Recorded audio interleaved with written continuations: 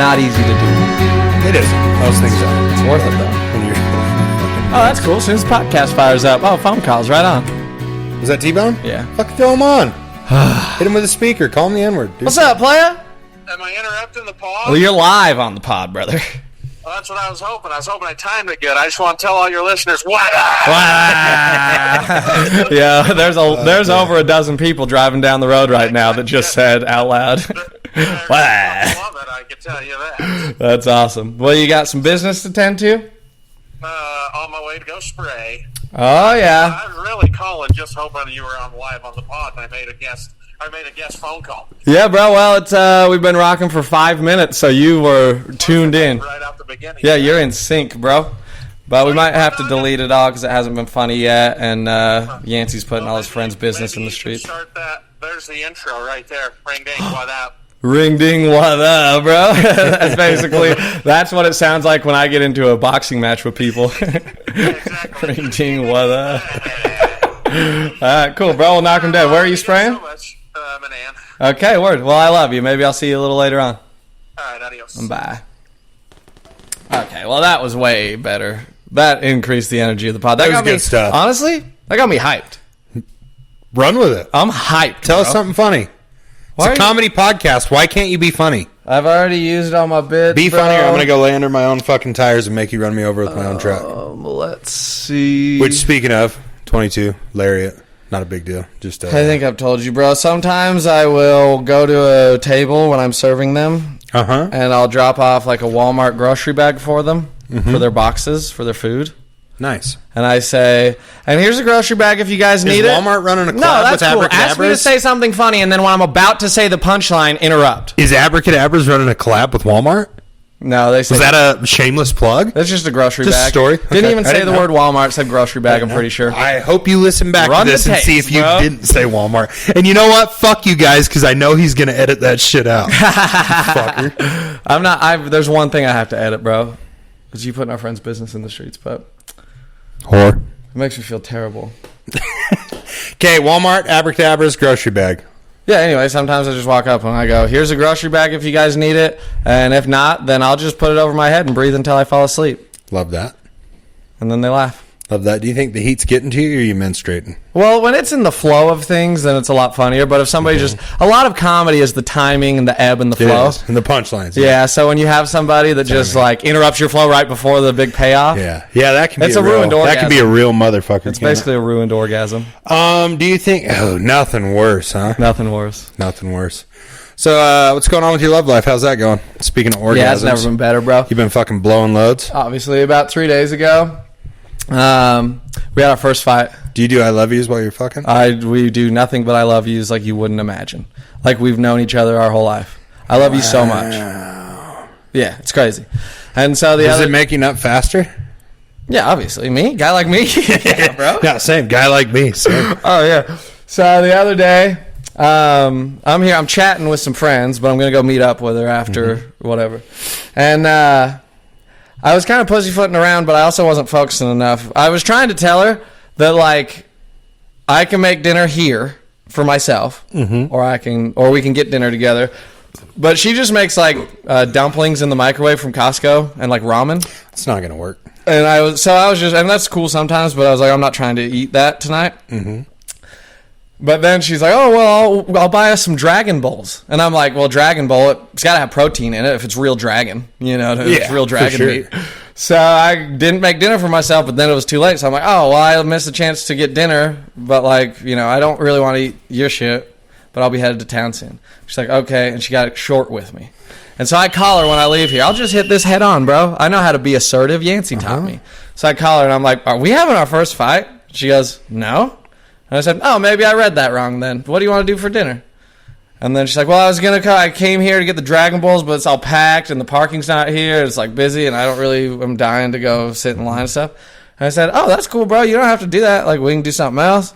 And she was kind of, like, emotional. She doesn't get this way. She's usually very chill, And not, like, crazy or anything, but you could tell, like, something's a little off.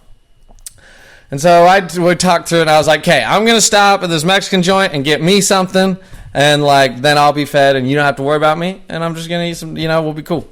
And then I hung up. I was like, oh, fuck. And I texted her. I was like, by the way, if you want something, I'll get you what I'm getting.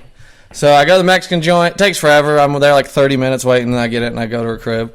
And I roll in, bro, and she's laying on her bed watching Rick and Morty on full fucking volume, bro. Oh, like, no. Hello! You know? And she's just chilling, bro. Like, talks to hey. I was like, all right.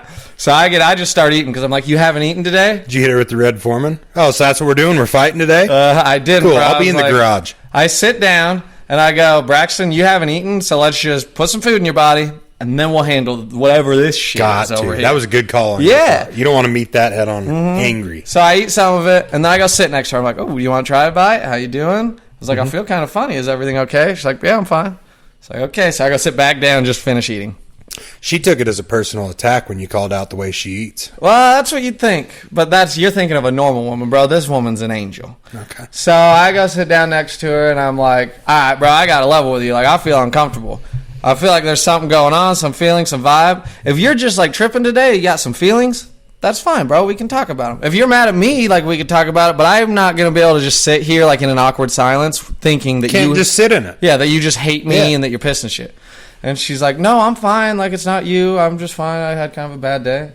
And I was like, all right, but, like, do you want to talk about it? She's like, no. And I said, all right, and I mean this respectfully, but, like, I can't sit here with that, so, like, I'm going to get out of here. And so I grab my bag and I get up, and then she, like, starts tearing up. She's like, no. And I said, what's good, bro? What is going on? Nothing will make you talk about your emotions like B-Train leaving the station. I guess so. Wait! It made me so insecure because I don't like doing the, like, well, I'm going to leave then. Yeah. But well, no, you weren't. You were being genuine. If she wouldn't have done what she did, you would have left. You weren't doing that to get a rise out of her or get a reaction or get a desired response. You were like, hey, this doesn't work for me, so I'm going to go. And immediately you forced her hand. Okay, fuck, let's talk about it. And then we got to see this part, and she's like, what, just because I had a bad day, you're just going to leave? And I was like, it's not that, bro. I tried to tell you. It feels like you're pissed at me. I can't just sit here and be like, she hates me. We don't even have to talk about your day. We need to talk through why I feel the way I feel. Yeah, bro. So then she starts letting it out. And then it's a whole bunch of shit, bro. So she was going to go be this flight attendant, right? But her mom has some health issues. And, like, my chick's the only one that takes care of her mom. Diabetes? No, bro. Like MS. Oh, fuck. Like, real bad. And so she's like, well, I've been thinking about it and talking about bosses, and, like, I'm not going to go move and be a flight attendant now. And she, like, for the preamble for all this, is like, I'm just worried about how you're going to look at me, if you're going to look at me different or that you'll be disappointed or something. Yeah, bro. So she tells me what's going on. I'm like, yo, bitch, like, I love you. You're the best. You know that. I tell you that all the time. That doesn't make me look at you any different. Thank you for sharing what's inside you. And there was, like, 2 or 3 times. This is, like, a good hour talk. 2 or 3 times where she's just like, yeah, and I just kind of get tripped up because it's like I'm 30 years old. And it's like, I don't want to just, like, not ever live my life because I got to take care of my mom. But I can't, like, not, turn my back on my mom to go be a fucking flight attendant. She's making the right decision. Yeah, bro. But so she feels all tripped up with these expectations and who she wants to be or whatever. And, like, I cried with her, bro. I was like, yo, I hear you, dude. That's how I'm feeling all the time. Like, there's this pressure to be this certain way. And I can't even imagine what it's like to, like, have to take care of you. It feels like you're abandoning things that aren't even actually your responsibility. Yeah, and I'm turning my back on my whole family and moving across the country. I fucking turn my back on my kids every fucking 2 weeks and head out to another state. So I'm cool with it. But all of them, they can kind of take care of themselves. You're and if they can, kid and in stuff. 2 weeks I'll be home. Let me know what you need. Yeah. So that was like beautiful, bro. We felt very close. Burn one of them with you. This is the last one, brother. Have it. No, I'll just start it. Okay. We can't share because of my herpes, but it's okay. Not the first time I've heard that. Yeah. My herpes is going to fuck this up for us. You want to know how I got these sores? I just want a couple puffs. Fuck you, bro. That's the Joker. You know how the Joker says you want to know how I got these scars? Yeah, no, I get it, but the people are going to laugh. You don't have to get a laugh out of me. You forget that we're performing for people while we're doing this. You don't always have to get my reaction.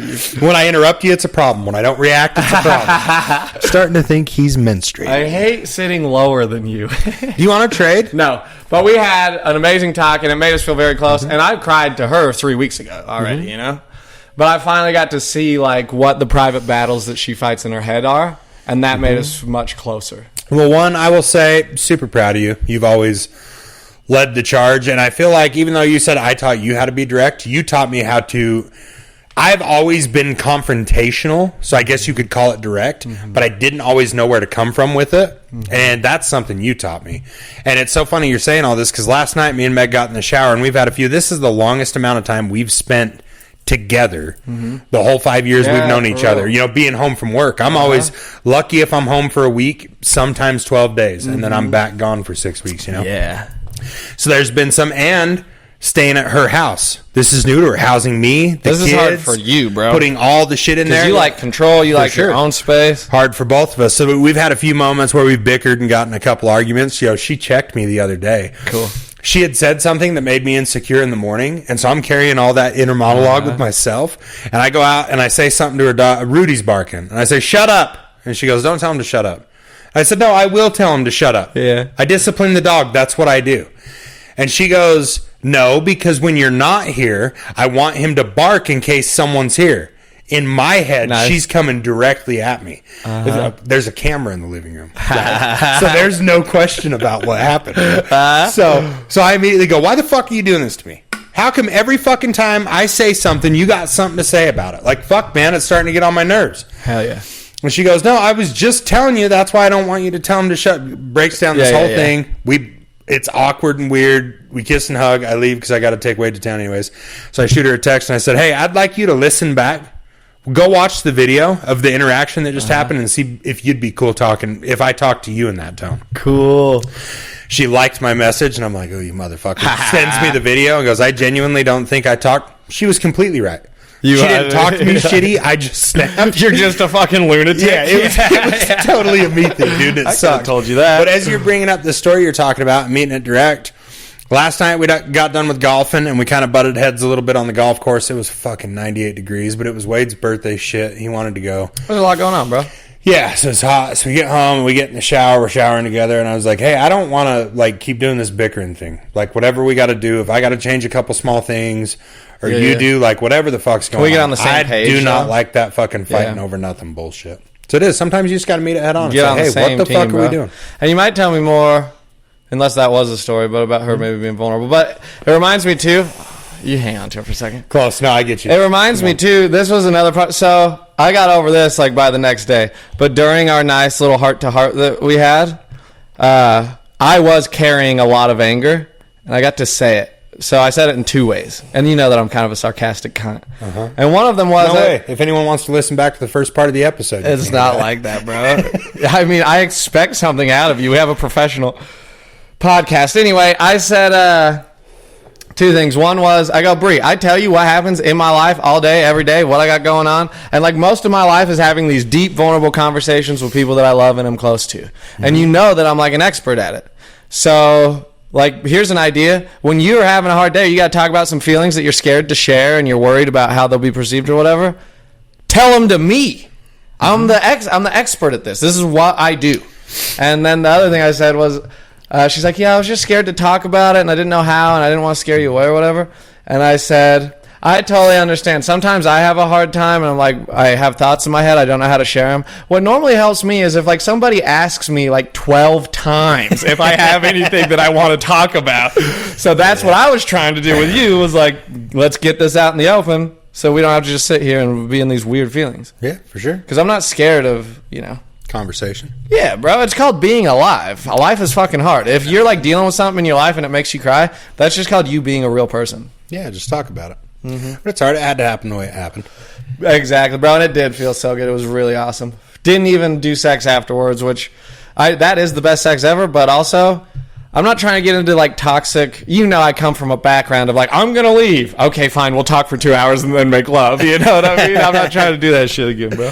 Fuck yeah. And I want to keep saying nice things about her real quick. Yeah. I'm telling you. This is Bree's portion of the pod. In my whole life, bro, I've never been in a relationship or ever even met a single woman on the planet in my whole entire existence that treats me the way that she treats me.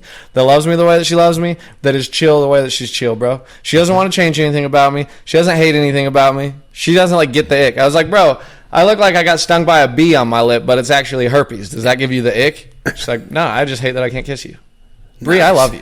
You know what I'm saying? Yeah, dude. She's perfect. Our Bree queen. But anyway, we'll have to break up in a couple months, and I'm going to move to Texas and start over. So fuck them. Is what it is, dude. And I'll say this, bro. You know how? And I don't know if this is like crazy, but I look at all my relationships, and I do look at it as like, what did they teach me, and what did I learn from that? I think that's the goal with every experience in life, isn't it? And true, bro. What did I the get from lessons this? that we learn. And if there's 3 people I've been in love with, the first one taught me, like, the harder you hold on and try to control shit, the more that you're, like, controlled by shit and you can fuck everything up. The second one taught me, like, really just more about myself and exploring myself. But you know what I mean? Like, he means jerking off. I mean, like, different style. You know what I mean? Just you can be however you are, and you can go anywhere and do anything. Yeah. You don't have to, like, that makes you more relatable too. Yeah, what your parents said you had to be, or what society says you have to be. Bro, and this third one I feel like it's like, oh, now I know how I can be treated. So now I know it's possible because I've seen it. So that I'm not going to be treated that bad in the future, probably. That's fucking awesome. You know what I mean? Yeah, that's how I feel about my last relationship before the Maggie thing. I loved her desperately and, like, with no positive outcome. Like, it sucked the whole time. I keep thinking that about myself. And it was so cool. Like, you know what I mean? Yeah. It was so cool to get from it that no matter how much I want something, you can't make someone want the same shit as you. Damn, for real, bro. You can't. I keep trying to get, and yo, Uncle Brody even tells me the other day, like, on some like, tell what he secretly thinks about me stuff, because I'm like the king communicator. I'm getting people to say what's inside of them. Shout out Uncle Brode, sponsor of the pod. We're doing it in his garage. Live from Brody's garage. And he's like, yeah, you need to let go of her, because I think about her a lot, that last one, you know? Oh, yeah. And it does. I carry it around with me, and it beats me up a lot. I don't want to think about her or whatever. And he's like, yeah, I just think that, like, you need to let go of her. I'm like, yeah, no fucking shit, bro. Thank you for the help. What are you talking about? Of course I do, bro. I don't want to be carrying it around. You know what I mean? For sure. I want to look at it kind of like that, where it's just like, oh, this was something that happened that was cool, that was helpful, but, like, it wasn't going anywhere. It takes due time to let something go too, though. It's not. You can't just pick it up and put it down. It is what it is. He goes, what do you think, like, your secret thoughts about, like, you know, me or what I need to do? I'm like, bro, yesterday we spent 3 hours talking about it, and, like, he came at me so hyped, and he is locked in, bro. He's vibing. He's on a fucking another level the last 2-3 weeks. He's going to the river every day, walking around multiple times, giving kids high fives as they ride by on their bike. He's talking to the homeless chick, like, every time. And stopping there, and she's like, I need money. He's like, yo, anything you want. That taco truck, that place, like, I'll buy you a meal. I'll buy you anything right now. And she's like, no, I need money for cigarettes. He's like, oh, here, bum a smoke from me, man. He gives her a whole pack.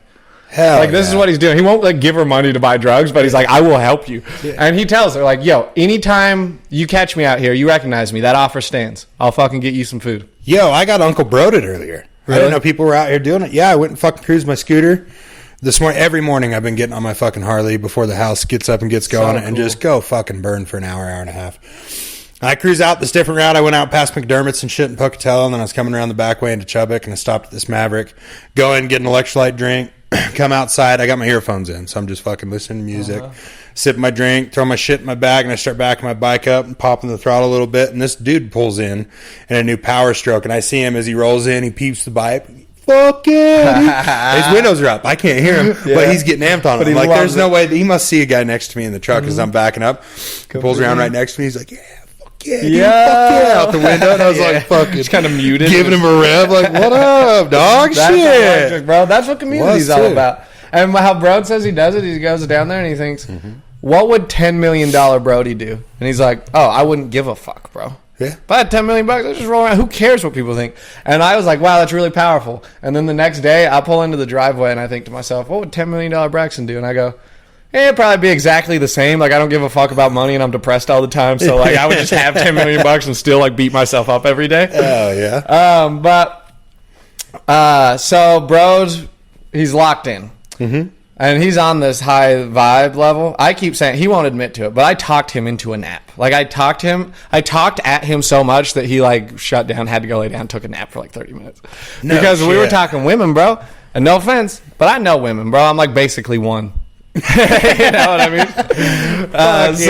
And he's just on this shit. Like, he won't date a bitch that has tattoos. And it's like, and like, you know, I said, what? I'm trying to get to the heart. I'm trying to get him to love women again because he's been burned. Yeah, sorry to put your shit out on the streets. He's jaded, bro. So he says shit like, I go, what do you love about, like, women or having a woman around, or like when a woman loves you? Like, what makes you, like, feel fuzzy? You know what I mean? What are those like fucking tender or sensitive or intimate things? And he just goes right to, like, the programming of like traditional. It's like, well, when a woman cooks, for me, I guess that's pretty cool. But like, also, and like everything that he said that he liked about a woman was immediate. Like, but also, I don't even give a fuck. It's like I don't care because like I cook what I cook. I'm on this diet. I've been on this diet, and if she wants to cook something different, that would be fine. You don't have to cook for me. I'll cook for us if you're cool eating the same meal every day. And it's like, bro, this isn't a fight. You don't have to. We're not in combat. He's on defense. Yeah, bro. So and this is like a 2-hour conversation. I'm trying to get to the bottom of all this. And we just kind of keep going in circles. But it's just me saying, like, yo, women are the same as dudes, bro. They're just people, and they just look at things differently. And because we look at things our way, we think that their way is retarded. But you being like, yo, women suck, and they're this, and they're dumb, or they're whores, or they lie, or whatever, is the same as women being like, I hate all men are pigs. You know what I mean? It's the exact same. It's the same thing. And I get where women are coming from when they say that, but it's also embarrassing for them. Yeah, for sure. It's like, no, they're not, bro. You're mad at men. Cat Williams said it best. What'd he say? Because he's so smart for real. If you a bitch out here saying niggas ain't shit, nah, girl, the niggas you fuck with ain't shit. Yeah, bro, that's what it is. Maybe you should wonder what it is about your pussy that keeps attracting not shit niggas. Maybe that's what you should be focused on. That's good, bro. And it is 2026. Sorry, I'm a little jarred by the N-word on the podcast, but I forget. You can edit it. You don't have to. I'm not going to edit it. It's 2026, bro. We're all cool now. I think we can say, well, Dustin Poirier just said the N-word at the airport. Did you see him getting arrested? No, I didn't see this at He's all. blacked out drunk at the airport, and a cop shows up, like he's arguing with the people at the desk because they won't let him catch his flight. Yeah. And he shows up, and he goes, what's good, motherfucker? I'll roll with you right now. Damn, bro. And the cop's like, no, I don't want to fight. I don't want to fight. And he's like, it's going to be bad. And then he gets on the radio, and he's calling back up, and he goes, better call him. It's going to be bad, my nigga. Way. It's going to be bad. And he just hit him. Yeah, just blacked the fuck out, dude. Oh, shit. And he got a pass. The black community, No, yeah. his timing was excellent. He did it proper. It came out right. And you can say it to a cop. Yeah, for the blacks are cool with that. I didn't even think about that until you said it. He probably got the pass because he was saying it to a cop. And also, I'll be the first to say it, bro. You heard it here first. Racism is dead. It is too. Do I live in Southeast Idaho where eight black people live? We live where racism would be a thing if racism still was a thing. I was being There's still a few ignorant people left in the world. 100%, bro. If they're on the internet, then racism still exists. But in the real world, ain't no people are just chilling, bro. And I'm like the most black dude I know, honestly. I said yesterday that, like, I think I'm the only guy that if I got some chick pregnant and the baby came out black, I'd be like, yeah, no shit, of course it did. Obviously. That's me. I knew that was me that did it. Yeah, that's my nigga. So anyway, I talked to Brody about all this women stuff until like he lost all energy and had to lay down and like close his eyes. And I'm just still like, and women are awesome. Sick as hell, dude. Well, I don't know. I guess it's how you take the experience. It's like you were just talking about with what your relationships teach you. I think maybe a month or two before me and my last relationship, my ex-Jay, started dating, Megan came back into my life, and I was just like not sure. Like, I don't know, the last 2 times you broke up with me, so like I love you, that's never changed, but I can't really get all invested to go back through it. And then going through someone treating me like complete shit for a relationship. The contrast, yeah. My relationship with Meg, I am the happiest I've ever been. No one has ever loved my children the way she does. Yeah. The birthday parties, the planning, the everything, the cleaning up after us, bringing me and Wade drinks on the couch last night while we sat there and she cleaned the entire fucking house before we go to bed. Like, I love you. After going through all that shit, it's like, oh, fuck. Some people will just be a good person. 100%. And you can go back, bro. You can rewind the tapes and listen to everything I've ever said on this podcast. You've dated some women in the time that we've spent together in front of these microphones. And I've loved Meg the most the whole time. And I also want to say that I truly think in terms of like a pure heart and a loving heart and somebody that like I trust what's inside of them and who they are, that's Meg, bro. She is just a genuine person. I've pretended to love chicks that you date, and then I've also actually liked them, you know? But she's different, Can you even name one? I'm thinking of one that I talked to for a day, and I went to high school with her, and she was cool. But can I name one girl that you've dated that I really liked? No, other than Meg. But Meg is in a league of her own. That's what I'm saying, bro, and I mean that, for real. She is, too. So she's number one. And to really go full circle on this dumb story from earlier. So bro tells me I need to let go of that shit. And he's like, what do you have to tell me? I said, bro, I yelled at you about it for 3 hours yesterday. The way you look at women is going to change, but like you're already on the path, bro. Yeah.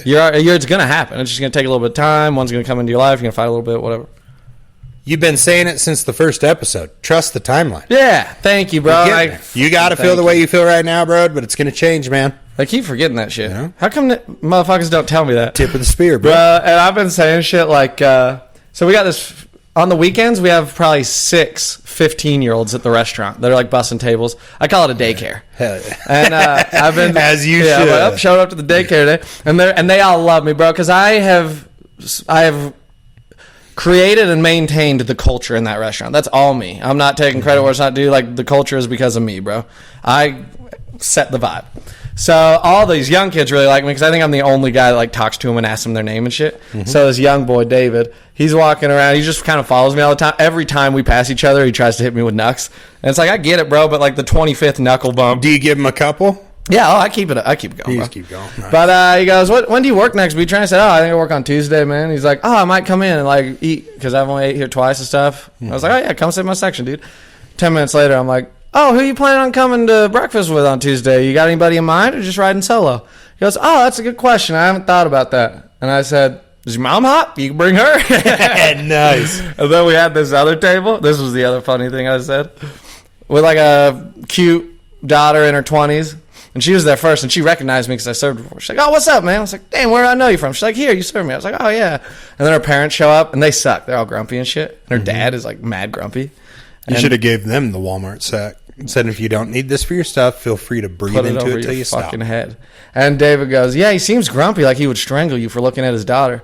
And I said, yeah, bro, but little does he know I'm going to strangle his daughter the way she looks at me, bro. That was these kids are 15 years old, bro. It's Fucking crazy. alley-oop, bro. My ex-girlfriend, her brother and her brother's chick came in, and I saw him a month ago. It was all cool. All smiles. It was Father's Day. I said, happy Father's Day, man. And the chick goes, oh, my son's going to start working here. I was like, oh, no shit, I'll keep my eyes peeled. So I finally saw him yesterday, bro. What's up, man? What's your name? He tells me. I'm like, oh, I'm Braxton. He's like, oh, shit, do you know my mom? Yeah, dude.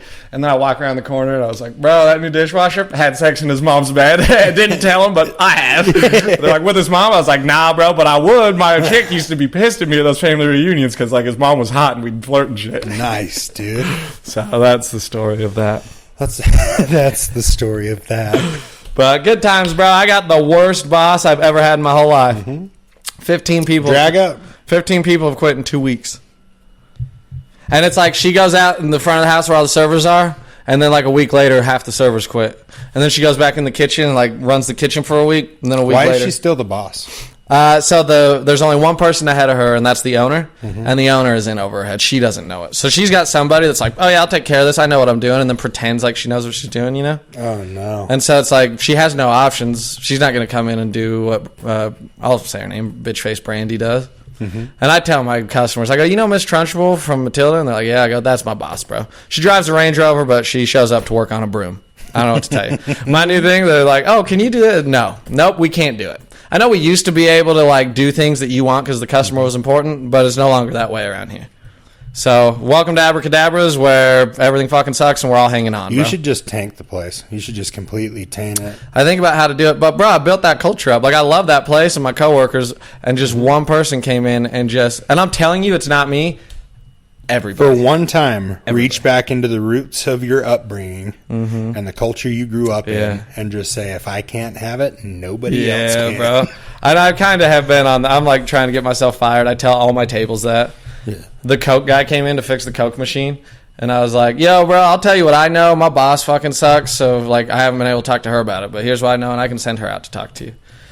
So I help him through it. He gets it fixed, and he's waiting to give me the rundown because I'm like his liaison, I think. He's like looking at me, so I go over. Hey, what's up, man? Oh, got it fixed. The concierge. Yeah, bro.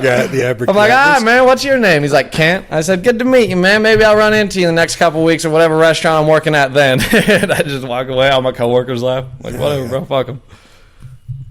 This is like a fountain machine? Yeah. It just wasn't draining proper.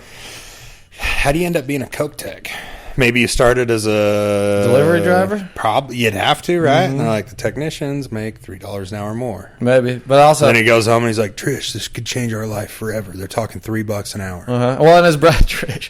Then he talks to people about when he made his career jump from the delivery side to the tech side. It's like, well, things are looking pretty good for me. I'm unclogging hoses now. Sometimes I miss the truck, I miss the route, but, I had to take the buck. I had to take the extra $250. And as Brody pointed out, because I told that guy what we were doing with and stuff, he's like, well, how do you do this? How's it? And I was like, he's like, I'm kind of the new guy, honestly. And Bro's like, there's no training for that? And I said, oh, good point. Yeah, they might just send him out and be like, just some hoses, bro. Figure it out. And it is a lot of hoses. You got all those sodas. Bro, behind that machine is, as our boy would say, a menagerie, bro. Our boy, dude, he keeps popping up on my TikTok. It's been 30 minutes in the freezer, bro. You want to crack open a couple brewskis? I'll fucking brewski with you. I accidentally had 8 beers last night, just chilling with my chick. I got to tell you, I've never heard anything I relate to more than what you just said. It sucks. Dude, I accidentally got drunk once so many fucking times. I can't get off the shit, brother. And I was just like, I'll just have a couple beers. I had a great day. I want to ride this out and have a nice day with my chick. Usually how it starts. And it was all cool, but then I was like, did I just have 6 beers? And then I woke up the next morning, you count what's left in the 15-pack. You know what I found myself like asking not too long ago? What? I can't even remember who I was talking to. Maybe it was Jacob when I was training him at ProFrac. He said, are we going to go out and have some drinks tonight? And I said, do you remember, like, when drinking was cool because it was Friday? And you used to look forward to Friday because it's like, oh, that's the night I'm cutting loose. It's Friday, I'm getting down. That's what I've been Every doing. day can't be Friday anymore, dude. We're going to have to shut it down at some point. That's exactly it. And it's been good for me because, like, I'm telling you, with how much my boss sucks, it's like war mode activated, bro. So I don't go in there hungover anymore for the most part. Like, I got to show up and I got to be able to, like, do the thing. Bob and weave. Don't want work to turn into an absolute menagerie. That chick sucks, bro. She's got these 2 15-year-olds. What'd you call her, bitch cunt Brandy? That's even better than what I call her. She's got these 2 15-year-olds that are like plating the food and stuff. It's called running the expo. And she says to this one kid, she's like, hey, E. And he's like looking for something that she told him to look for. He's looking around. And you know 15-year-olds are dumb. And she's like, hey, E, it's over there probably, right there. Are you even listening to me? He's not even listening. God, I fucking hate kids. And I was like, you just said that to 2 15-year-olds? And you're the boss, by the way. She's the head honcho. And just a 15-year-old girl and a 15-year-old boy just like, I fucking hate kids. It's like, bro, I know one person that would talk to kids that way, and it's Yancey, and I don't even think he'd do that. No kidding. No kidding. I also don't work in fast food. I get to talk a little looser because we're in the oil field. And every time she shows up to work, it's a new sex story. She's like, she's a whore. She's a bitch face literal cunt, slut Brandy. Whore, bro. A literal whore. It's Have you crazy. thought about jumping in it? I am embarrassed that I did. Back before I knew how much of a bitch she was, she came out with one of those rocket pops, and she goes, oh, Braxton, watch this trick, and she just fucking deep throats that fucker. Oh. And I went, hey, Brandy, don't do that to me, bro. It turns out I need to talk to you in the freezer. Yeah. And now I'm like, okay, B-Train, that's why you don't just follow every impulse you have, because that would have been the worst impulse thing. control. That's what the whole pod's about, honestly. It is, bro. And I was thinking that today. I was like, what are we going to talk about on the pod? Bro, I'm so tired of doing shit that I don't want to do, or like not being able to stop doing things that I want to stop doing. You know what I mean? This little battle. You know what I'm saying? The battle, bro. Just like, oh, fuck.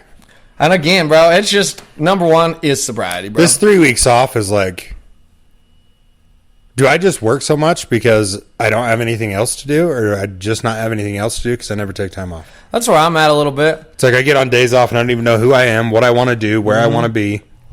It's fucking crazy. Me too, bro. But I have like a place I live and a job that I work a normal, 4 days a week. And I'm still that same way. Like work day, I'm locked in. I feel good. Oh, I had a great day. And then non-work day, I just wake up. I'm like, I don't know what to do. I hate everything. Whatever. I'll smoke some weed and then just like fucking hate myself all day. And then the next day, it's like, oh, back to work. All right, let's go, brother. It sounds like you're describing my life. It's very confusing and difficult. It is. And whatever, bro. I just want to be happy. But also, and I'll eat my words, man. It's entirely possible I could be 100% wrong. Or 100% gay. That's not possible. Wow. But I'm moving across the country, bro, to just get a fresh start, build a new community, and just try some new shit. Shaking that snow globe. I famously said it, bro. But I can't throw some people under the bus. But everybody's just going to keep doing what they're doing, man. You know what I mean? Got to. Though I said about the good thing about Tyler. Tyler's going to keep building an empire. Oh, yeah. That's never going to stop. My dad's going to keep being a cool cowboy that honestly thinks he knows everything. I got an uncle. He's going to keep buying new vehicles. Why wouldn't he? That's what he does every 6 months, like clockwork. You know what I mean? Uncle Brode? Nah, different uncle. I got some cousins. Is like they're just probably gonna keep like fighting and then making up with their chick. Mm-hmm. Cool, bro. You guys are all doing good. I wish you all the best. Like I'm gonna go try and do something new. Mm-hmm. I've had a hard time connecting and communicating with people that I love lately, bro. It happens. They just want to, and I love listening. It comes in waves, but you also ought to be excited because it does come in waves. And usually after you hit a lull where you're having a hard time doing it, the next couple of months just fucking That's true, and I have been getting better because it's part of it is because I don't share that much. It's this fucking time of year when it's this hot. Who wants to do anything? Everybody. I want to be outside. I want to be on the fucking river. Everybody's doing shit. Can someone turn it down to 70? I know it does get so. Fuck. It's like not. Yeah, it makes you. I don't want to be in the house, but fuck, I don't want to leave the goddamn house. It winds you up. Mm-hmm. But I've had a hard time just like talking about what I'm going through or whatever, just life and shit and myself, and then like feeling seen and heard and validated. Because it's the same thing my family's always been on. It's like they'll hear you and see you. Mm-hmm. But in about 12 seconds, they're going to want to tell you how they think differently, and this is how to fix it. Life's not what we expected it to be, even though it's exactly what we expected it to be. That's you know what I mean? Like, as I'm going out to take this gig as a field lead, 24-year-old Yance started in the oil field. Oh, man, I think nothing better. Be a field lead, they give you a truck, and you just fucking run around and handle shit in the field. You're your own person. You just fix now shit. I'm going to do it, and I'm like, none of it's making me happy like I thought it would. It's not like the funnest thing you ever did or whatever. I'm making more fucking money than I ever have my entire fucking life. Mm-hmm. I'm golfing all the time. I'm having fun with the fam. I'm doing this shit. And maybe this is what they talk about when you just have to settle into your 30s and get this is just what life is now. I'm thinking about my 30s. It lost its spunk, I guess is what I'm saying. Yeah, I'm with you. Thank you, so full man. of fucking hope in the fucking early 20s. It was like, man, we're fucking on to something. Yeah. And then it's just a fucking... That's what my chick was crying about the other day, where it's like, shit, man. It's like, you got to kind of do something like your life will slip away from you. So this is life now. And I don't know, man. We'll see. I'm tired of doing 70 podcasts talking about it, but for me, it's like sobriety's the number one battle, because I'm telling you, I don't think I haven't had a day where I have either not drank or smoked a little reefer in over a year, probably. Maybe multiple years. I mean, I really chilled on everything when I got this job serving tables because I wanted to lock in, and it did show me like how capable I was. But that was like a 6-week stint. And then it was just that's one thing that's exciting about heading out there, and I hope because my battle's fucking sobriety too. It's like, yeah, I'd love to be sober, but then also being sober sucks half the time. Yeah, kind of. Maybe that's the problem. Maybe it's I just want to be part me of the sucks, man. addict mind. Yeah, 100%. But I am excited that I'll be on call, so I can't drink all my 2 weeks. I'm excited for you for that, bro. I'm That would be crazy. to see how that goes.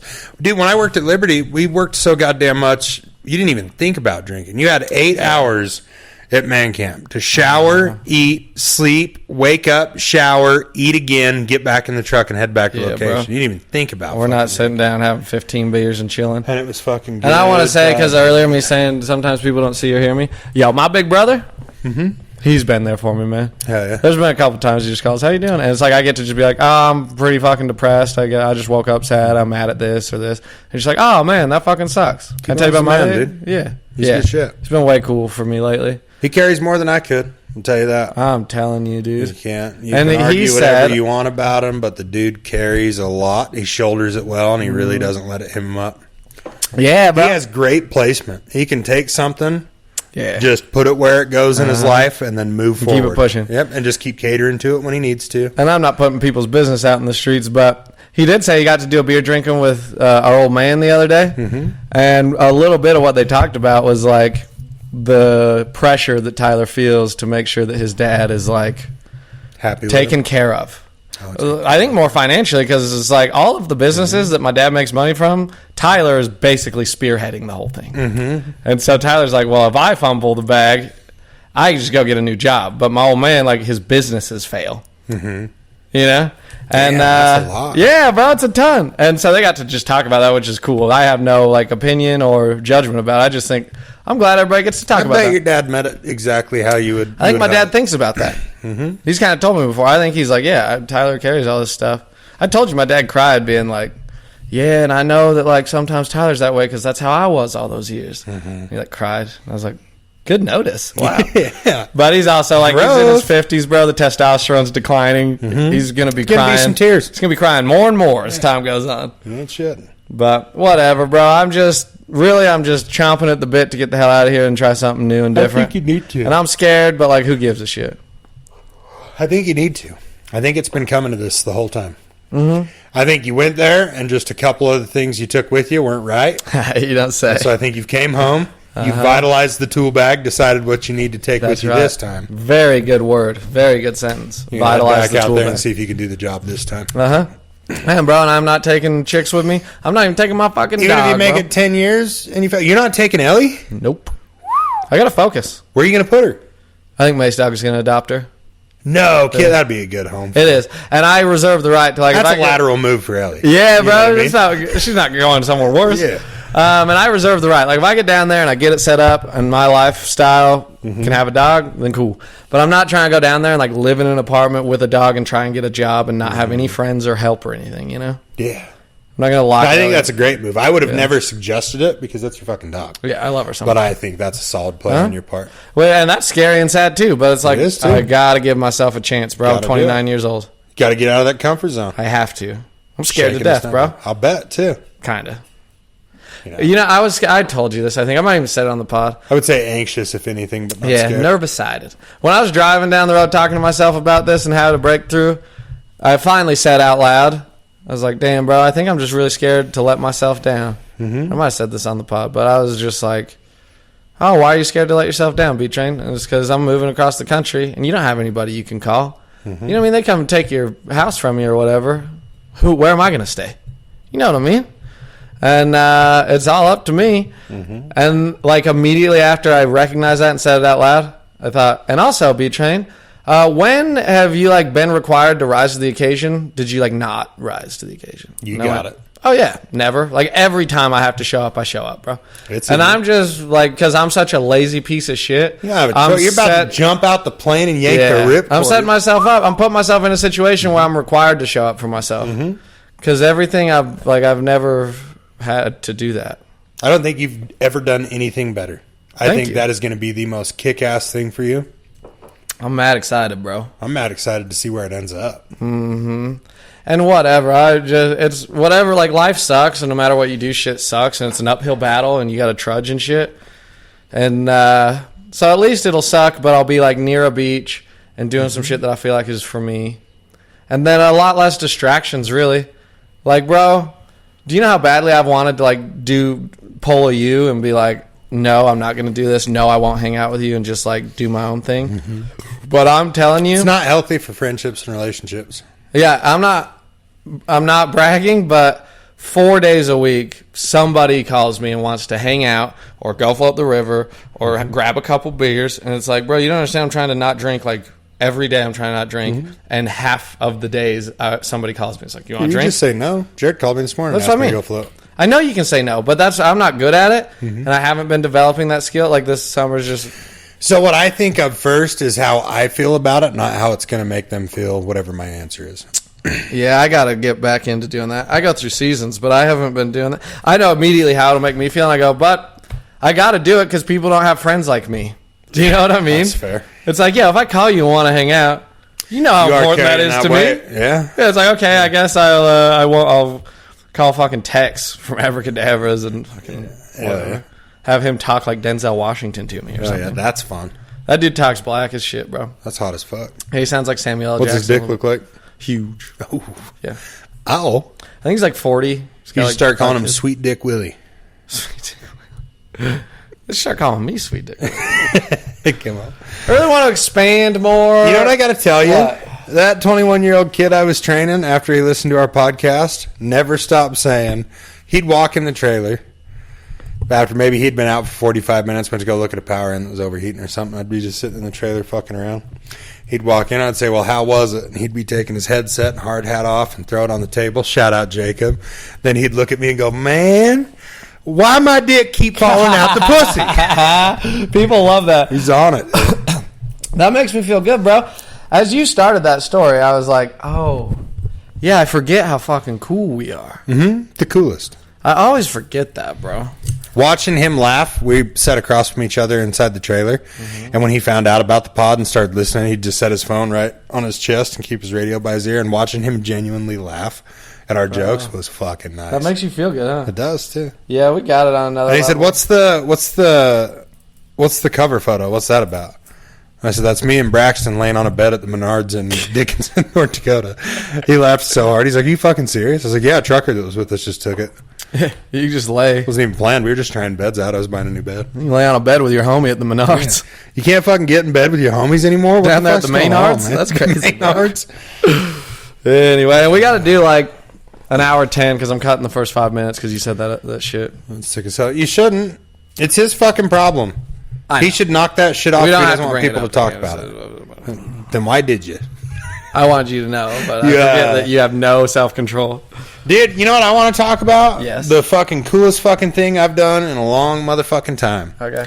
I've been telling these motherfuckers, I've been working 42 days on, 14 off, and I've been telling these motherfuckers, they gave us fat ass raises. I was making $40 fucking an hour. That's awesome. Yeah, clocking fucking 92, 93 bucks, or 93 hours a week.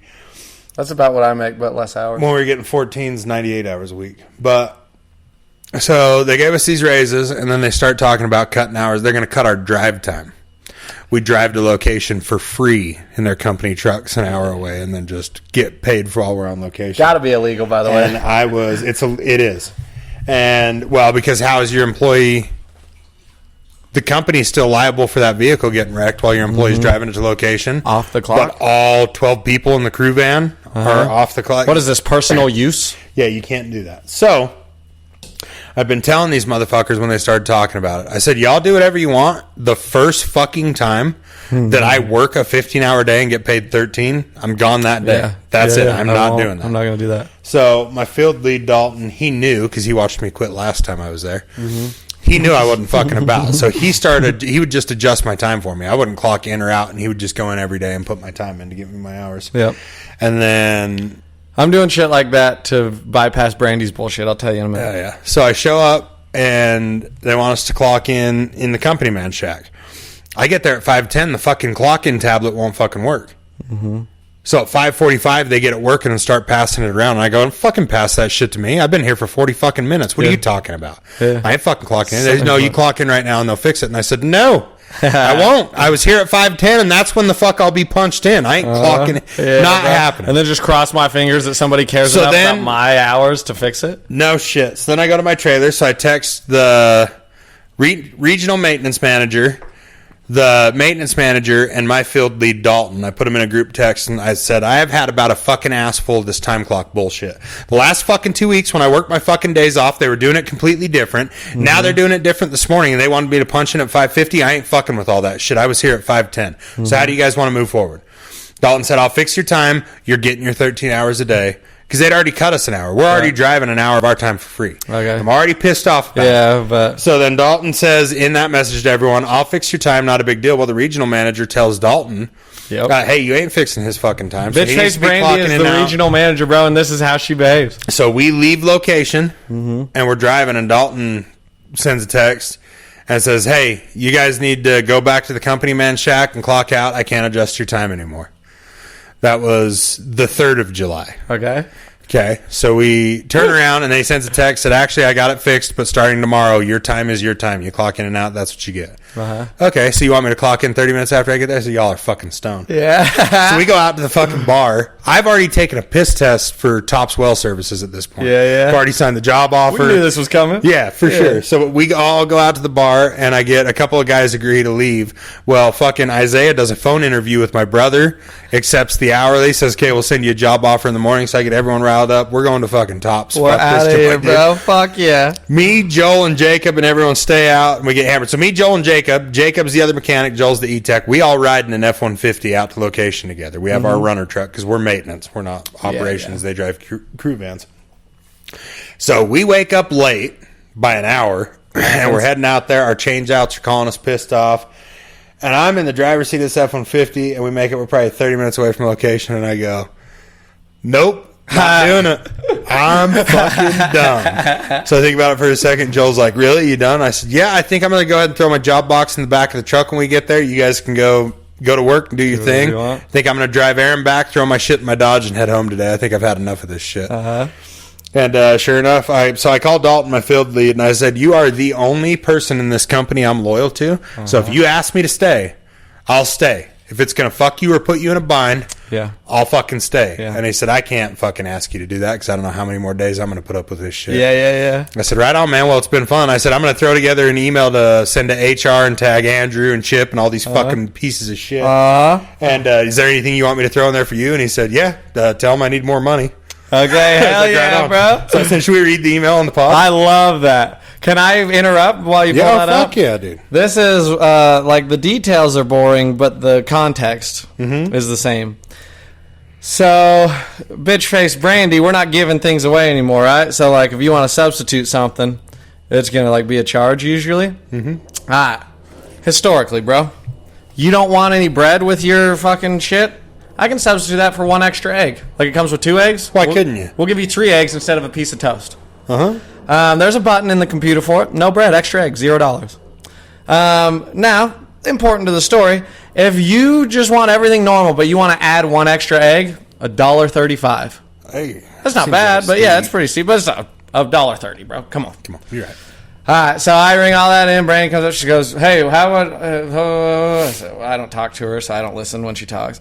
So she goes to my table, pulls it up, brings it in. No bread, sub, egg, $1.50 charge. Bang. Yeah, bro, it's 20 cents more, apparently. If, like, you don't get the bread, it's 20 cents more to do that. That's and give you an extra. crazy. Yeah, she's retarded, bro. And, like... By the way, most bosses, this is something they wouldn't think of or whatever. You can point that out to. You'd be like, well, it's 20 cents more than if they just added an egg. Are you sure about that? You don't get to talk to her, bro. She's a nutcase. She's a fucking lunatic. So what do? This is like that adjusting time thing. I take that $1.50 charge. I move it to a different ticket. I say, yep, they paid cash. And that just comes out of my pocket. You know what I'm saying? At the end of the day, the restaurant thinks that they gave me cash for that. You the fucking real one. Because I don't give a fuck, bro. I'll pay your dumbass, retarded, backwards $1.50 charge so that my customer can have a good time because they pay my bills, bitch. You don't pay my fucking bills. I make $30 an hour. You pay me 3 of them. I don't have to do anything for you, bro. Fucking cunt. So, pull it up, Jamie. Jamie, pull it up. All right, go ahead and read it to him. Okay, I am so good at reading. Good morning, everybody. Hold on. Subject. Resignation. Damn, bro, but it's like, I'm trying to think, it's like spelt wrong, and it says like, I don't know what it would say.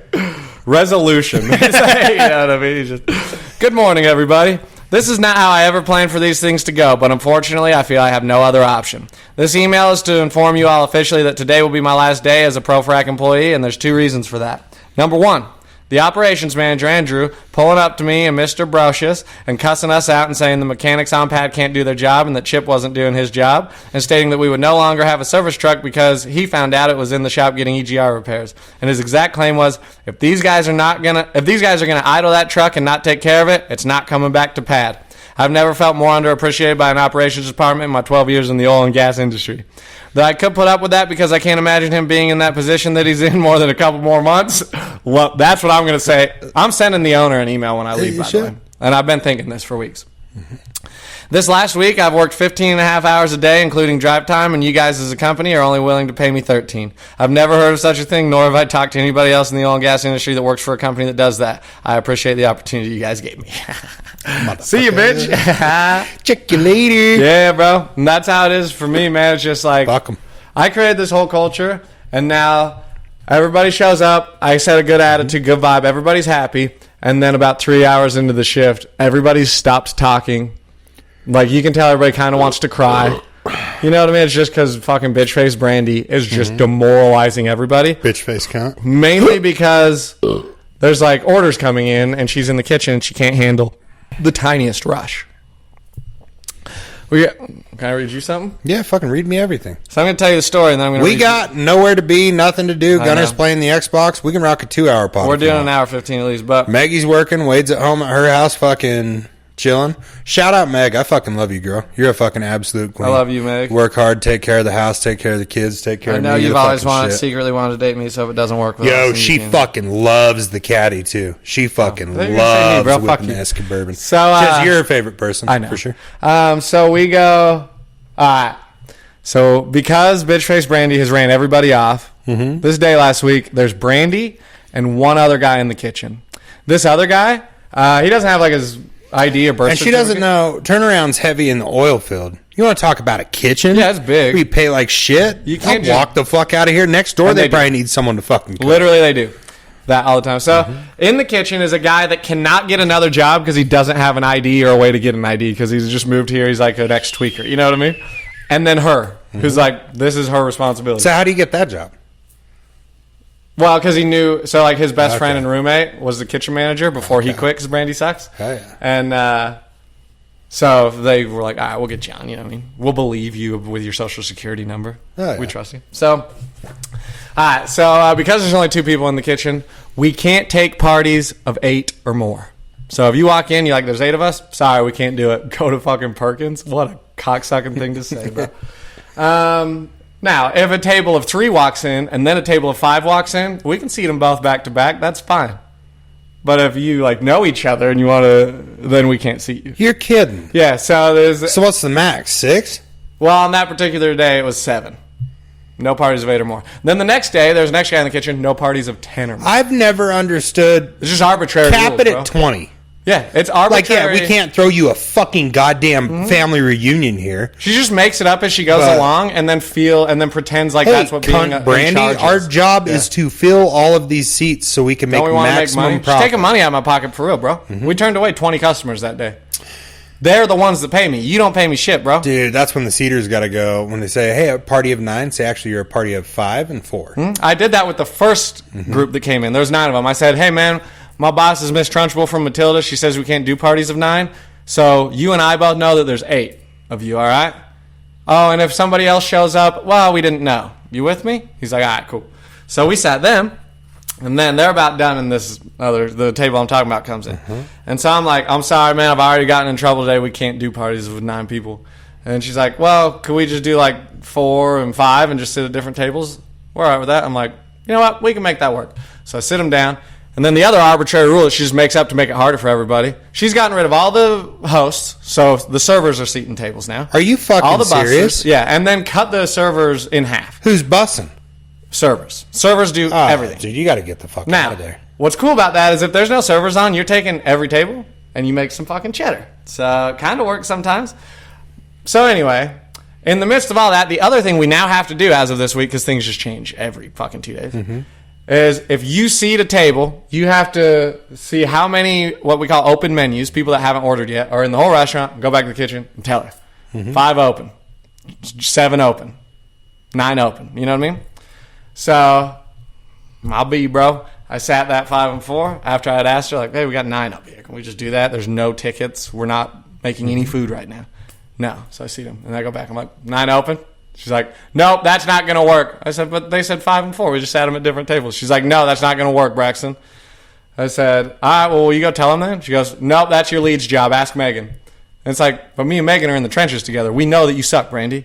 So I go, Megan, do you want to do that? She's like, no, I don't want to do that. I said, all right, I got it. So I roll up to him like, well, guys, we tried. I told you how horrible she is, man. There's nothing we can do. I'm so sorry. Like that, it kills me. It's absurd. And the lady goes, no, that's beyond absurd. And in my head, I just want to be like, and what is that? What's beyond absurd? What do you have in mind? Clue me in. Yeah, What were you thinking? I already said what you said, and then you just tried to. So anyway, they're like, well, will you send her out here? Brandy, I said. There we go. And Now I she lit has up like a to. Christmas tree. I said, oh, yeah, bro, I'll go get her right now. So I got told her to go out. She goes out there. They're getting up from their tables. And we find to go stand like Nothing like an angry white woman that's already sat down for a meal and finds out she's not getting they were, served. bro. We've decided They get your so establishment was where we wanted to come eat.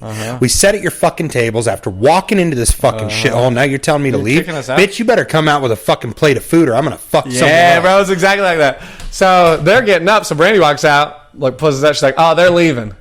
I said, all right. So I go back out there, and they're all standing right next to the front door, you know, like, no, we're waiting. I said, all right, I'll get her. So she goes back out, And I didn't get to hear much of the conversation. I was told that, Brandy's like, there's only 2 of us back there. We're short-staffed. And they're like, that's ridiculous, whatever. And what they said, and Brandy just started walking away from them because she's not going to argue with it because she can't talk to anybody about anything because she's retarded. And I guess the lady said, good fucking luck, lady. And then, just left. And I said, cool. So this is a long review, bro. But this is our 1-star review. She's single-handedly... the people she kicked out said fucking And when she talks about the host, she's talking about me. Okay. And also, this is she's single-handedly destroying the reputation of our restaurant. Bitch face Brandy. I've loved Abracadabras from the first time I ate there. Every time I visit Idaho Falls, I've made it a priority to go. My family loved it. Last year when we came, I noticed on their chalk A-frame that there's a note saying once your food's arrived, you had 20 to 25 minutes to eat, and then you needed to leave. That's not what it says, bro. After you finished eating, don't hang out for more than 20 minutes. We're trying to give other people this cool-ass experience. Well, we used to. Now we just turn you away at the door. But anyway, I thought it was weird, but I knew they tended to get busy. The food took about an hour to come out, but our experience was still good. This last Tuesday was my last time going there. I've never been treated the way my family and I were. We arrived around 10 and went up to the host station. When we got there, the restaurant wasn't full, and when the host approached us, he asked how many. Previous night, we had 10 people in our party, so I quickly replied 10. He reacted and said 10. I said, oh, sorry, there's 9. To which he said, I'm sorry, but we can't seat parties with more than 8 people. Honestly, I thought he was kidding. It seemed to play into my mistaken party quantity that I had relayed. I then realized he was serious. By the way, this bitch could tell a story. Shout out to Heather Hardy. Hell yeah. Shout out Heather Hardy. And then okay. Again, I looked at the restaurant guests and saw maybe 5 or 6 parties. After I saw he was serious, he then said, we're slow. I'll go ask my manager if we'd be okay to seat you. He came back and said, I'm sorry, but she said that we can't accommodate you. We then suggested that we break up our party and have 2 tickets, to which he readily agreed. As we were being seated, I noticed that one of the groups eating had 9 people. She's right. I thought that was strange, but we continued. He sat us at 2 tables, and we were given menus. The host and the server were very apologetic. I don't fault them at all. They were listening to their manager. After a couple minutes, the host returned and told us that the manager said we had to leave and we could not be served. I looked at him incredulously and said, are we being kicked out? He said, yeah. And the manager refuses to come out and tell you herself. Which I don't know if I said that, but I probably did. You probably did. Which you should have, too. Oh, I did. You want to go kick these fucking people out? She said go no. fucking tell them. Yeah. God, you're a trooper, too, for even going and doing it. I would have said, fuck you, bitch. You want to fucking ruin their day? You go ruin their day. Bro. I'm not I make $3 an hour. They're not paying me. I don't know shit. We demanded to speak with her. She finally came out with her arms crossed and belligerent. She conveyed that she was the only cook and had a line cook that was being trained. When it was pointed out that there was a party of 9 that had been seated, her response was, they got here first. When questioned asking if a party of 3 and a party of 6 had just come in at the same time, you would seat and serve them, she said yes. All she needed to do was inform us that they were short-staffed or training new employees and the food may take a little longer to come out. We would have been okay with that, but this manager was perfectly fine with taking money out of her own employees' pockets by refusing to serve people. She was refusing to allow them to earn tips. Again, the host and the other staff were very kind, completely embarrassed by her actions, and sympathetic to us. But I'm so disgusted by how she treated us that I refuse to return to this place I've loved for years. If the owners are not aware of her actions, please read your customers' comments. We're not the only ones in the last few months to have bad experiences. If the owners are aware of this, shame on you. Do better. You're losing your client base. Bro, and then I hear Brandy fucking yapping a couple days ago, talking about this review. And she's like, yeah, you know what's so funny about that? Because that's all she says. It's like, yeah, that's so funny. That's wild. I like that. She says, I like that they fucking, whatever. Just fucking opposite devil, inverted cult worship world. She's an evil hippie, bro. She's an evil hippie. Dreads and everything, bro. No. Yeah. And just frumpy as a motherfucker. And she goes, yeah, you know what I like about that is they're like, oh, I hope everything changes. I'll never be back here. It's like, well, you'll never find out if it changes because you won't come back. And I'm just sitting there like, you're proud of that? Your fucking job is to make this place desirable. It's supposed to be a good experience. Bro. This isn't a soup kitchen where people are getting a hound out. They're coming here and giving you their fucking money. I had to talk to you about this because I had to put words to it. Because your job is to make this place desirable, and you made it so undesirable that 80% of the crew has quit, and now more and more customers have like a similar reaction, which is like, this place fucking sucks. If it's warranted, get after the place that you're buying food from. I'm with it. But if I'm with friends that are just blatantly fucking rude when we go to eat somewhere, I'm on their fucking ass. Like, who the fuck do you think you are talking to them? Like, fucking leave. You ain't got to be here. That's how restaurants... Shout out. I know my best friend in the whole world, Lucas Steckline, longest friend my whole life, doesn't even listen to the podcast, but shout out him. Whatever. There was one day, he doesn't like onions on his fucking double cheeseburger at McDonald's. Can't stand it. Great, whatever. You've told me this story. This motherfucker goes through the drive-thru, says no onions 3 times.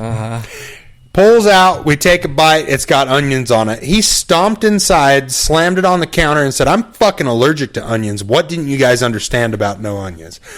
I was like, bruh, it's embarrassing to go to drive-thrus. They make $8 an hour. Can we not? Yeah, just rude as shit. You take the bag and check it while they're watching you, and you go, did you get? Right? Well, isn't there enough sauce in there? I want more. It's like, come on, man. That's crazy. They're in there making fucking $7 a fucking hour. You're at a drive-thru. Go sit down at a restaurant if you want good service. And you can get, like, you can go back in there and be like, hey, I'm kind of frustrated, man. I asked for this. Could I just get a burger with no onions? But you don't have to make them feel itty-bitty. They forgot my order. I went and got breakfast for me and the boys at McDonald's. For some reason, I'd woke up before them. This is when I still lived in Blackfoot on Pendlebury. And they say, yeah, will you pull to the next window? So I pulled to the end window. And she said, okay, will you pull right around the corner and we'll bring it out to you? We're talking 30, 40 cars have gone past me at this point. Yeah. At about 15 minutes, I'm like, oh, okay, they forgot my order. They passed it off at the window. Uh-huh. So I walk in, I'm standing there, and the guy goes, can I help you? And I said, I'd hope so. I ordered my food 30 minutes ago. You guys had me pull around the corner and wait for it. It's still not out here. Now we're talking. That's cool. And he goes, oh, we're so sorry. We'll throw in an extra hash brown. I said, no need to be sorry. It happens. Just, can I get my food and get out of here? Yeah. I got 2 free hash browns. Yeah, but what do you... That's you went to fucking McDonald's. Uh-huh. You didn't go to a fucking 5-star fucking sit-down dine-in You went to the place where people that can't get jobs go, bruh. Yeah, that's what I wanted to say, because there's levels to this restaurant game. Mm-hmm. Like the managers we've had before, they kind of get it. It's like, especially Abracadabra's used to be, and still barely is, but they're going to be closed in the next year. Unless they get rid of if Brandy bitch-face Brandy. They, like... Because of our reputation, because we're the coolest breakfast spot in town, we do have a little more leeway with like telling the customers how they're going to behave. Do you know what I mean? It's just like 20 minutes after your meal, you got to be out of here. We'll kick you out. You can't. I don't think that's wrong to do at any establishment. It's not, bro, because we have a line out the door and a wait list all day, every day. I think if you don't have a sign out front of your establishment that says free Wi-Fi.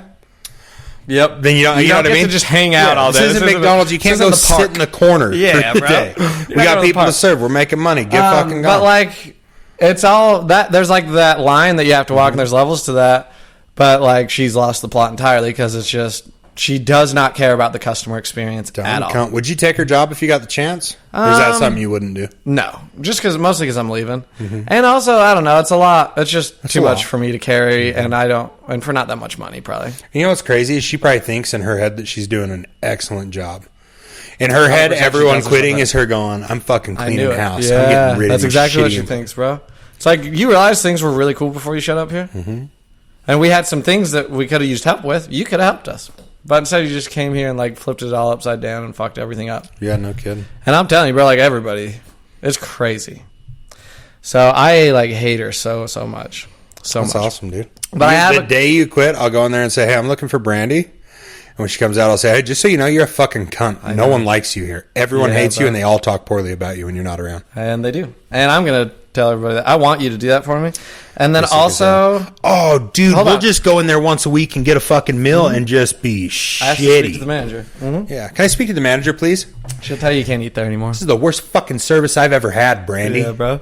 Well, not service. I'm the server. And then you can say, no, this is after you quit. Me and you go in there as customers. Oh, yeah. And then you get to go, do you need me to come back there and show you how to do it, Brandy? What's going on here? What you said that will stick with me is like your job is to make this place desirable. Yeah. I'm not going to forget that, That's the whole restaurant experience. She's failing at her job in those terms. I want to say this. A place can have mediocre food, and you'll still go back if it feels good to be there. You'll still go have. And that's what I've created there, bro. So I have a coworker, Big Titty Megan. I fucked her. And she's. Oh, you're saying Big Titty Megan that you fucked? I hate you. Yeah, bro, slapping the knee with the mic. I walked in there someday this week, and she goes, "Yeah, I called the owner last night, and I told her like, yo, this is crazy. Brandy's this. This is fucking ridiculous. She's fucking it up." And the owner, because as I said, she's in over her head. I think her only response was like to offer that job to Megan. She's like, "Well, do you want to do that? And like, I'll keep Brandy out of the restaurant. Brandy's still gonna work and be the regional manager and run the cast iron on 17th." And Megan's like, and I said, "Megan, you're our only hope. Please help us." She's like, "No, bro, I wouldn't want it." And I was like, "Nobody wants to do it, bro. It fucking sucks. This place kind of is beat." But like, I said, "Megan, a good chess player thinks 8 moves ahead. A great chess player thinks 1 move ahead, and it's always the right move.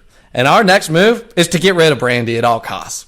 Who gives a fuck what happens after that? Quit that job after a week and a half. Have to see if somebody else can do it. But like, we got to get her out of here." But I couldn't talk her into it. Because nobody wants to deal with that shit. Yeah, fuck. How could you? And it's it may be different if Brandy wasn't going to be involved at all. But it's so now I can have more stress and the same cunt telling me how to do it. And she's going to be my boss. And, I have to completely restaff the whole restaurant from scratch because she made all our good employees quit. Fucking bitch, dude. Excellent. So we get to laugh about it a ton. Our ice maker doesn't work anymore because Brandy won't get that the whole fixed. time. You've been chilling. Just kidding. Our ice maker doesn't work anymore, or it didn't the last day I worked. And Brandy can't get it fixed. She's retarded. And so me and Rory just go around joking, and we're like, "Yep, nothing like a nice warm soda on a hot summer day. Come on in, abracadabras. We don't have any fucking ice. Oh, you want to substitute that? Sorry, can't do you. We don't build our own omelets here. What, you want more than 3 ingredients in your omelet? Can't do it. It's crazy, bro. You want to substitute? You can't build your own omelet? Nope. They just have the house omelet. Yeah, we got like 6 omelets. And you can't mix But you can't be like, can I get a cheese omelet with... Now, you can, if it's a couple ingredients, you can kind of get by. It's like, tomatoes, mushrooms, and sausage? Sure. But if you want like 6 ingredients, Brandy's like, we don't do that. What a fucking bitch. Why would you go to a breakfast restaurant and then expect to just order an omelet with the ingredients you want in it? That's crazy. So, whatever. Hey, there's Mason's dog. Hey. Fucking chill on that shit, bro. All right, well, that was good, bro, and I knew it would pick up. Did we rip it? Yeah, we're just going to start the pod with Tyler calling. I don't think that's a bad We didn't talk about anything. I think Braden would feel bad if he heard what I said. 100%, bro. 100%. Leaving that We're part leaving in. that in, bro. You know what the fuck I said, too, Go ahead Braden. and call him. He'll tell you straight to your face, bro. I was going to go out there and talk shit about you behind your back, but my old man taught me that if you talk shit behind another man's back, you're a coward. So I came here to say it to your face. Sweet. Okay, real quick, bro. I don't know if you're going to know these movies, but I watched 4 movies on Sunday, and every one of them is a What are they? Ex Machina. Nope. The Big Lebowski. Oh, come on. Camo. Donnie Brasco. Nope. The Departed. I think I have watched The Departed, but a long time ago. Yeah, probably with me. But, bro, Donnie Brasco is... It probably was with you out at work. Donnie Brasco is 1997 Johnny Depp and Al Pacino, and Johnny Depp is a true story undercover cop that leeds to 200... I'm not renting at fucking shoes. It's not taking your turn. Not taking your turn, dude. You're in over your head, Donnie. It was fun to watch The Big Lebowski. And Ex Machina is a cool movie about AI that came out I'll check that. You should send them to me. I've been looking for new movies. Yeah, well, these were really good. Fuck, I gotta buy another computer, bruh. I know. Sorry about what we did. I started watching fucking movies and shit. That was cool. No, will you please, and I know it's not your responsibility, your problem. I just will never do it. Look up the one we need. Yeah, or Walmart link. And I'll just order it. Yeah, and all you have to do is go into Walmart like you did. Even FaceTime me. And all we have to do is the one that you picked that's like a Chromebook, we just have to find the cheapest, not Chromebook. You know what we'll do? Is you'll pick it, I'll just Venmo you, and you can order it. Then you can have it to set everything up and send it to me in New Mexico, and I'll just take my mic with me. All right, guys. Well, another false promise. We're going to revive the podcast. Yep. Come and be live someday. It's super easy. I just have to trust Yancey to Venmo me after I buy him a computer. Yeah. Yeah. I'm not Venmoing him first. Obviously, this guy's not fucking paying me. Yeah, no kidding. Well, you brag all the time about how you're the main host of the pod. Obviously. Maybe do some main host stuff and make the pod work. I have no money. I have no money, bro. Same. I make the most I've ever made, and I have no idea who's spending it. I don't know where the fuck Where's it all going? This fucking new truck's nice. Why am I broke? That's story of my life. Yo, thank you guys for listening to the podcast, and we'll catch you on the next one, bro. Bang, bang, skeet, skeet, nigga.